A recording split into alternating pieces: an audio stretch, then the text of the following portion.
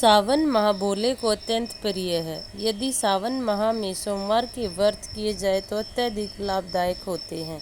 सोमवार व्रत कथा। असौपति प्रदेश में भगवान शंकर का एक भव्य सोने का मंदिर था। उस मंदिर में एक पुजारी रहता था जो बहुत ही बड़ा धूर्त और नशेबाज था। जो लोग मंदिर में भगवान शंकर के दर्शन के लिए आते उनको नशीली चीजें खिला देता और उनके पैसे आदि सब छीन लेता। इस तरह दिन प्रतिदिन पापों की ओर बढ़ता जा रहा था। एक दिन रात के समय भगवान शंकर तथा पार्वती घूमने के लिए निकले।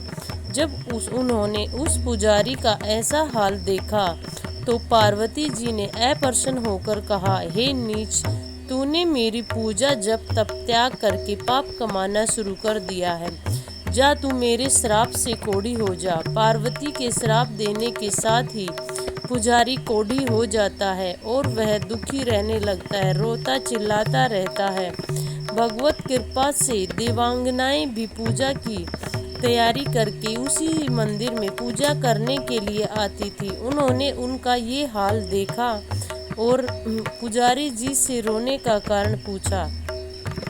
पुजारी ने रो रो कर अपना हाल कह सुनाया और अपना पश्चाताप करने लगा। इस पर देवांगनाएं ने दया करके उन्हें एक उपाय बताया।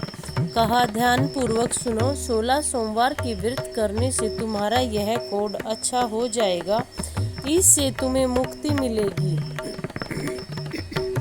किसी एक सोमवार को व्रत शुरू करो। सबसे पहले स्नान करके अच्छे से वस्त्र धारण करो। अपनी सामर्थ्य के अनुसार दान और पुण्य करो। फिर आधा सेर गेहूं के आटे का घी में भून कर चूरमा तैयार कर लो। फिर भगवान शंकर की प्रतिमा बनाओ। जब मूर्ति तैयार हो जाए उसे शुद्ध जल से स्नान करके पीछे एक भाग चूरमे का भगवान शंकर के चरणों में अर्पित करें और कहें, हे ईश्वर, आप सब की कृपा से ही मेरा यह सब उद्धार हो रहा है और मेरा उद्धार कीजिए।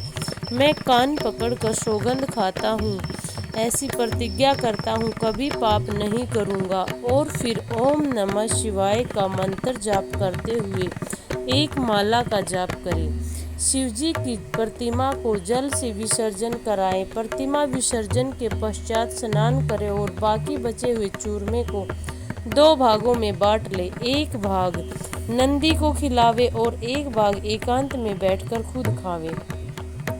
इस तरह जब 16 सोमवार के व्रत हो जाए, 17वें सोमवार को पहले से 10 गुना चूरमा तैयार करना। देव पूजा करने के पश्चात ब्राह्मण, गरीब और छोटे छोटे बच्चों को भोजन कराएं। इसके बाद खुद खाएं।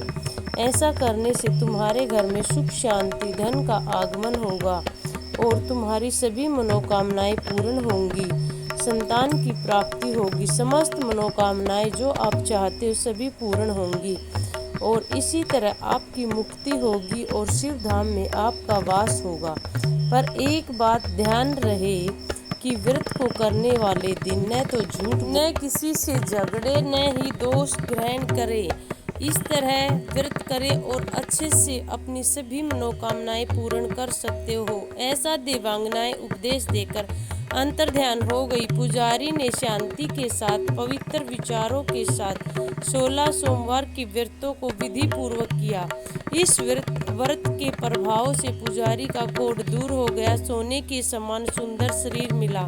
इस तरह वह प्रसन्न होकर भोलेनाथ के पूजा पाठ में लीन रहने लगा। एक दिन अत्यंत निर्धन और दुखी ब्राह्मणी पुजारी के पास आकर कहने लगी, महाराज, मैं बेहद दुखी हूँ, आपकी सेवा में आई हूँ, मेरी सहायता कीजिए। फिर उस ब्राह्मण से उसने अपना सारा हाल कह सुनाया।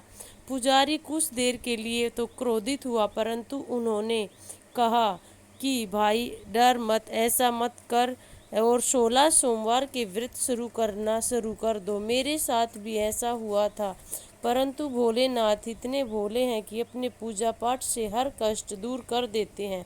दुख और पश्चाताप के आंसू बहाने से भोले जल्दी प्रसन्न होते हैं और इन 16 सोमवारों का व्रत करने से वह हर इंसान को माफ़ कर देते हैं।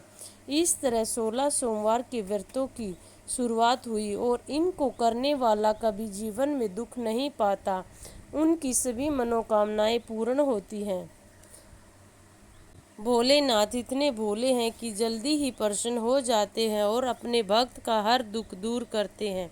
जय भोलेनाथ, जय माँ पार्वती, जय शिव शंकर, जय भोलेनाथ।